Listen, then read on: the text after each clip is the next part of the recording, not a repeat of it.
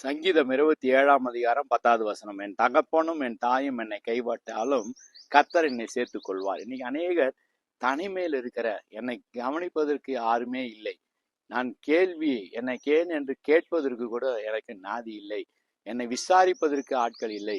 700 கோடி பேர் இந்த உலகத்துல, ஒரு ஆள் எனக்கு இல்லையே. இந்திய தேசத்துல 140 கோடிக்கு மேல ஜனத்தொகை, எனக்கென்று ஒருவர் இல்லையே. தமிழ்நாட்டுல 8 கோடி பேர், எனக்கென்று ஒருவர் இல்லையே என்று ஏங்கி ஏன் நான் தனிமையில கிடைக்கிறேன் என்று புலம்புவதை பார்க்கிறோம். ஒருவேளை நீங்கள் நம்பின மனிதர்கள் உங்களை விட்டு விலகி போயிருக்கலாம், நீங்கள் நம்பின நண்பர்கள் விலகி போயிருக்கலாம், உறவுகள் உங்களை விட்டு போயிருக்கலாம்.